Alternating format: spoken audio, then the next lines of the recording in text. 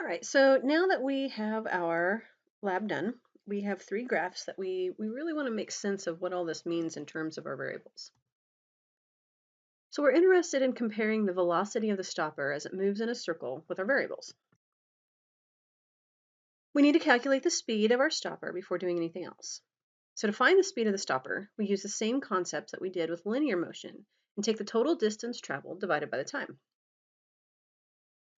The first problem we run into is we need to know how far the stopper is traveling when it makes one complete revolution. Since we are moving in a circle, we can find the circumference of the circle and use that as our distance traveled. Circumference is found by taking 2 times pi times the radius of the circle. We measured our radius in centimeters, so we need to convert that into meters. Now, for each trial, we measured the time it takes for the stopper to make 10 complete revolutions. When we talk about the period of an orbit, we are talking about the time that it takes to make one complete revolution. So we want to divide that time it takes for 10 revolutions by 10 to find the period of one revolution of our stopper. So now we know the distance traveled for our stopper and the time it took to go that distance. So from here, we just divide the total distance by the time. In part 2, we are also asked to find the centripetal force acting on the stopper. The centripetal force is the net force acting on the twirling stopper, and it is actually what is keeping the stopper in orbit.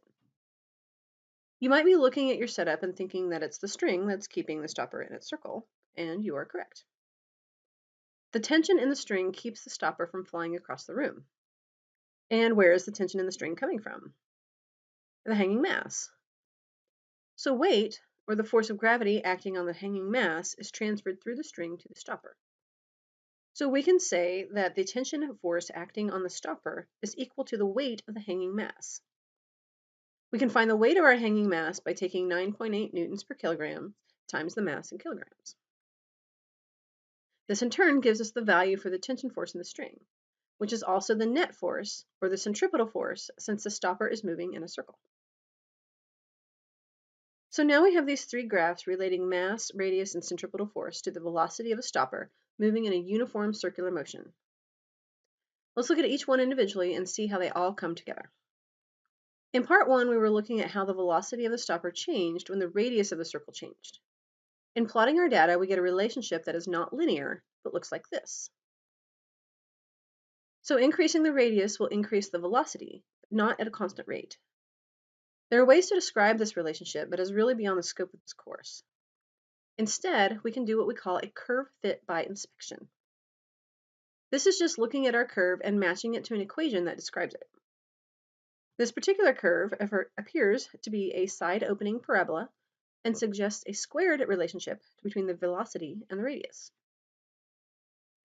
This means that if we were to take all of the velocity calculations and square them, and then replot the data with the radius, we would get a linear relationship that says the square of the velocity increases at a constant rate with the radius.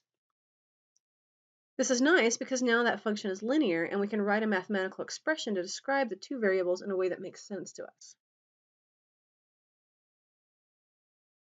The slope form equation is y equals mx plus b, so we can plug in our variables and get v squared equal to some constant slope times the radius. So the velocity squared of an object moving in a uniform circular motion is directly proportional to the radius of its circular path. And we'll come back to that constant here in a minute. In part 2, we changed the hanging mass. As discussed earlier, this was supplying the net force that is keeping the stopper moving in its circle. So it is the centripetal force in this example. The graph we ended up with in this part has a similar curve as part 1. So we can say again that this is a squared relationship. Squaring the velocity and replotting gives us the square of the velocity increasing at a constant rate with the centripetal force. Our equation for this part is similar to the first in that v squared is equal to some constant slope times the centripetal force. And again, we'll come back to this constant here in a bit. Now our last part we measured how the velocity changed when the mass of the stopper changed. This curve is more of a hyperbola than a parabola, so it's not going to have the same mathematical relationship as our other two. In this case, increasing the mass causes the velocity to decrease, but still not in a linear fashion. This hyperbolic or inverse function suggests a test plot of velocity versus the inverse of the mass. So note that as mass increases, the value of the inverse decreases, and the velocity increases. We can still write a linear equation for this, and we get a velocity equal to some constant times the inverse of the mass. So now we have three graphs that describe four different variables affecting uniform circular motion. We've taken the three original graphs and manipulated them just a little bit so that we are now showing a linear relationship between our variables. As the radius of the circle increases, the velocity increases in a squared manner.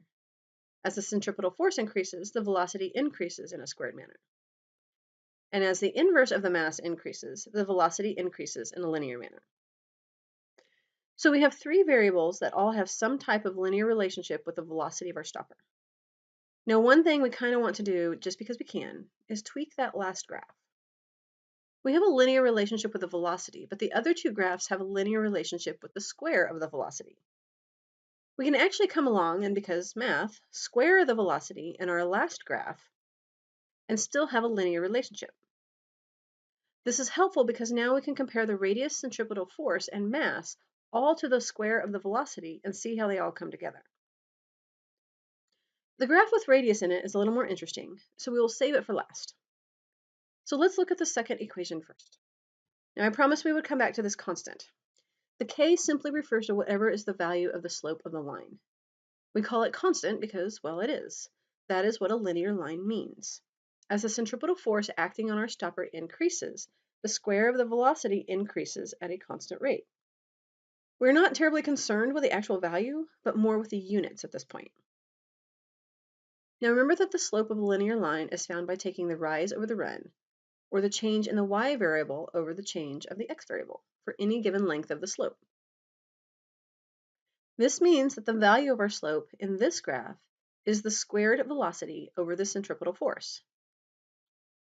Of course, our slope has a label, so squaring the velocity would have meters per second squared, that quantity squared, or meters squared over seconds squared in our numerator. Force is measured in newtons, so we would put that in the denominator, end up with this frightening jumble of labels, until maybe we realize that another way to write newtons is kilograms times meters squared. For a second, it doesn't look much better, but we can start canceling some things out now. One of the meters cancels and the entire second squared, and we are left with meters over kilograms, which is much nicer. So now we can take these units and replace that anonymous k in our equation. I would like to emphasize here that the m in this equation is meters and not mass. That gets a bit confusing, so let's just fix that now. What variable did we measure in this lab with meters? Well, we measured the radius in meters. So instead of m, let's put r. What about the kilograms? That is mass, which is another m. But now we only have one m representing mass in our equations, so it should only be slightly less confusing. This gives us a great equation that says the velocity squared is equal to the radius times the centripetal force divided by the mass. Now in the mass trial, we found that the inverse of the mass increased. The square of the velocity increases at a constant rate. The slope of this line will be the velocity squared over the inverse of the mass. And looking at our units involved, we find the meters per second squared on the top and 1 over kilograms in the denominator. Again, a little intimidating, but we can rearrange these some. A fraction in the denominator flips over, so we can put kilograms on the top. And the meters squared can actually be rewritten as meters times meters per second squared. So if we move some of this around, what we see is there are kilograms times meters per second squared in there. This is, of course, a newton, so we have a newton times a meter as the resulting units of our slope. Now again, we want to plug this back into our equation and immediately notice that we have two m's here. That does not mean the same thing. But we know that m in our slope is for meters, which is what we use to measure radius, and the n is newtons, which in this case measured our centripetal force. So we end up with a final equation that sets the squared velocity equal to the centripetal force times the radius times the inverse of the mass. All right, so last one. We have the velocity squared increasing at a constant rate with the radius of the circle. So the slope is the velocity squared over the radius. Again, with our meters squared over seconds squared, this time over meters. One of the meters on the top and the meter on the bottom will cancel out, and we are left with meters per second squared. That sounds like something we know, but it doesn't really match up with the other variables in our lab. We're missing mass in this particular graph.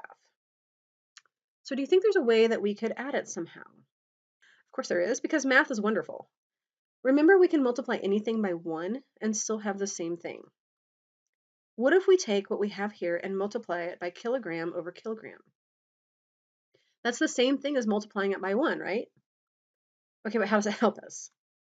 That would mean that we have kilogram times meters per second squared in the numerator and kilograms in the denominator. This gives us slope units of newtons over kilograms. Now, just like we did in our other ones, we're going to plug that in, and we're going to change our units to variables, and we get velocity squared is equal to the centripetal force over a mass times the radius.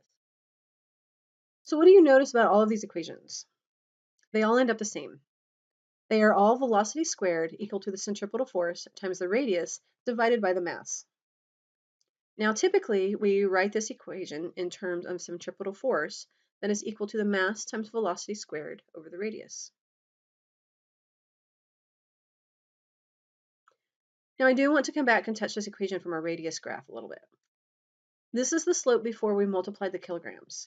It tells you that the velocity squared over the radius has units of meters per second squared. You may remember meters per second squared is a label we use when we're talking about acceleration. Since we're talking about acceleration in a circle, we call it centripetal acceleration. You will also see this expression derived from the equation for centripetal force. The centripetal force isn't really a new specific force. It is the name we give to the net force that is keeping an object moving in a circle. In the case of our lab, the centripetal force came from the tension force in the string.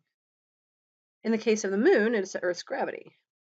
So we can say that the centripetal force in any situation is equal to the net force acting on the object, because if that object is moving in a circle, that is just the name we give to that net force. Remember Newton's second law that says net force is also equal to the mass times acceleration of the object? This means that we can set mass times acceleration equal to the mass times velocity squared over the radius. Mass will cancel out, and we are left with a centripetal acceleration equal to the velocity squared divided by the radius, just like our graph told us.